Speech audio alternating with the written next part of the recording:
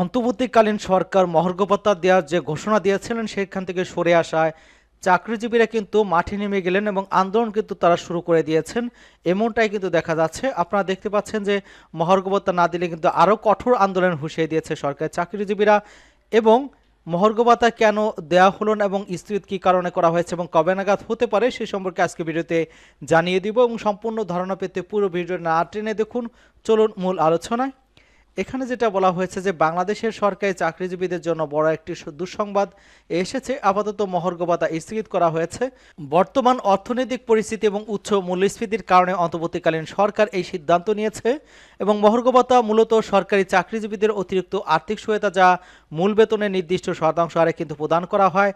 এক্ষেত্রে 2025 সালে 14.5 লাখ সরকারি কর্মকর্তা কর্মচারী কিন্তু 10 থেকে 20% হারে মহার্ঘ ভাতা দেওয়ার পরিকল্পনা ছিল, কিন্তু অর্থনৈতিক বাস্তবতায় সেটি স্থগিত করা হয়েছে। বাংলাদেশের সরকারি কর্মকর্তা কর্মচারীরা আপাতত মহার্ঘ ভাতা পাচ্ছেন না। জানুয়ারি থেকে এই ভাতা কার্যকর করার প্রাথমিক সিদ্ধান্ত থাকলেও বর্তমান অর্থনৈতিক পরিস্থিতি বিবেচনায় এই সরকার এই সিদ্ধান্ত থেকে সরে এসেছে এবং অর্থ মন্ত্রণালয়ের প্রস্তাবনার জন্য প্রধান উপদেষ্টার কার্যালয় থেকে ফেরত পাঠানো হয়েছে, যেখানে উল্লেখ করা হয়েছে যে বর্তমানে এই ভাতা প্রদান সমীচীন হবে না।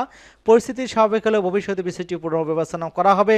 বিশেষজ্ঞরা মনে করছেন এই মুহূর্তে মহার্ঘ ভাতা প্রদানে মূল্যস্ফীতি নিয়ন্ত্রণে বাধা সৃষ্টি করতে পারে এবং সমাজে বৈষম্য বাড়তে পারে। বিশ্বব্যাংকের বাংলাদেশ কার্যালয়ের সাবেক প্রধান অর্থনীতিবিদ ডক্টর জাহিদ হোসেন বলেছেন যে মহার্ঘ ভাতা দেওয়ার পক্ষে অর্থনৈতিক ব্যাখ্যা দেওয়া সম্ভব নয়, কারণ এমন তো নয় যে সরকারি কর্মচারী খুব কম বেতনে চাকরি করছেন। এখানে তিনি স্পষ্ট ভাষায় যেটা বলেছেন যে মহার্ঘ ভাতা দেওয়া হলে সেটা মূল্যস্ফীতিকে আরও উস্কে দিবে এবং বাংলাদেশে যে সামষ্টিক অর্থনীতি বর্তমানে অস্থিতিশীল অবস্থা রয়েছে, উচ্চ মূল্যস্ফীতি, বৈদেশিক মুদ্রা রিজার্ভ সংকট এবং রাজনৈতিক অনিশ্চয়তা অর্থনৈতিক চাপে রয়েছে। অর্থবিভাগ জানিয়েছে মহার্ঘ ভাতা কার্যকর হলে সরকারের অতিরিক্ত 5,000 কোটি টাকা খরচ হতো। প্রথম থেকে দশম গ্রেডের কর্মচারীদের জন্য 10 থেকে 15%, 11 থেকে 20তম গ্রেডের কর্মচারীদের জন্য 20% হারে মহার্ঘ ভাতা পরিকল্পনা ছিল। তবে বর্তমান বাজেটে কিন্তু এই অতিরিক্ত ব্যয় বহন করা সম্ভব নয় এবং অর্থ মন্ত্রণালয়ের সূত্র জানিয়েছে যে আপাতত মহার্ঘ ভাতা দেওয়া সম্ভব নয়, তবে ভবিষ্যতে অর্থনৈতিক অবস্থা যদি ভালো হয় সেটি পুনর্বিবেচনা করা হতে পারে। প্রধান উপদেষ্টার কার্যালয় থেকে অর্থ বিভাগের খসড়া অনুমোদন না পায় এই সিদ্ধান্ত চূড়ান্ত করা হয়েছে। সরকারি চাকরিজীবীর মধ্যে এই নিয়ে মিশ্র প্রতিক্রিয়া দেখা দিয়েছে। কেউ কেউ মনে করছেন যে মূল্যস্ফীতি চাপের মধ্যে মহার্ঘ ভাতা স্থগিত করা জীবনযাত্রার মান আরও কঠিন হবে। অন্যদিকে অর্থনীতি বলেছেন যে মহার্ঘ ভাতা বর্তমান পরিস্থিতিতে সরকার ব্যয় সংকোচন নীতি যুক্তিযুক্ত এবং বিশেষজ্ঞরা মনে করছেন আগামী অর্থবছরের বাজেটে মহার্ঘ ভাতা নিয়ে নতুন করে আলোচনা হতে পারে। যদিও অর্থনৈতিক পরিস্থিতি উন্নত হয় এবং ভাতা পুনর্নির্ধারণ কার্যকর হতে পারে, তবে এর জন্য সরকারের আয়ের প্রবৃদ্ধি এবং সামষ্টিক অর্থনীতি স্থিতিশীলতা জরুরি। এখানে আরও যেটা বলা হচ্ছে যে আপনারা স্পষ্টভাবে দেখতে পাচ্ছেন যে এখানে কিন্তু প্রতিবাদ কিন্তু তারা শুরু করেছেন এবং পত্রিকা প্রকাশিত সরকারি চাকরিজীবীদের যে মহার্ঘ ভাতা প্রদানের সিদ্ধান্ত বাতিলের প্রতিবাদে কিন্তু তারা অবস্থান কর্মসূচি পালন করছেন।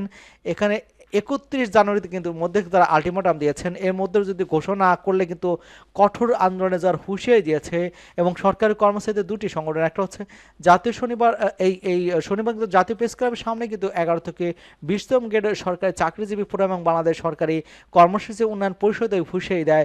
সংগঠনটির নেতাদের উদ্ধৃতি করে 11 থেকে 20তম গ্রেডের সরকারি চাকরিজীবীদের ফোরামে বিজ্ঞপ্তিতে বলা হয়েছে, আমরা পত্রিকার মাধ্যমে জানতে পেরেছি এখন মহার্ঘ ভাতা দেওয়া হবে না। যদি এ ধরনের কোনো পদক্ষেপ নেওয়া হয় তাহলে কিন্তু কঠোর কর্মসূচি ঘোষণা করা হবে। প্রয়োজনে সারা দেশে কর্মবিরতির মতো কর্মসূচি ঘোষণা করা হতে পারে। নবম পে স্কেলে দেওয়ার জন্য অবিলম্বে পে কমিশন গঠন এবং যাদের বেতন স্কেলের শেষ দাবি আটকে গেছে সমাবেশ থেকে তাদের বার্ষিক বেতন বৃদ্ধি চলমান রাখার ব্যবস্থা করার দাবি জানানো হয়েছে এবং 31 জানুয়ারির মধ্যে মহার্ঘ ভাতা দেওয়ার ঘোষণা দিয়ে কিন্তু 7 ফেব্রুয়ারি কেন্দ্রীয় শহীদ মিনার মহাসমাবেশ করে কর্মসূচি ঘোষণা দেওয়া হবে বলে বিজ্ঞপ্তিতে জানানো হয়েছে। এবং 11 থেকে 20তম গ্রেডের সরকারি চাকরিজীবী ফোরামের সভাপতি লুৎফর রহমানের সভাপতি কিন্তু সমাবেশে সংগঠনের সাধারণ সম্পাদক এবং উন্নয়ন সভাপতি বিভিন্ন এই নেতাকর্মী কিন্তু উপস্থিত ছিলেন এবং যেটা স্পষ্ট জানিয়ে দেওয়া হয়েছে যে 31 জানুয়ারির মধ্যে যদি এটা মেনে না হয় তাহলে কিন্তু কঠোর কর্মসূচি দেওয়া হবে।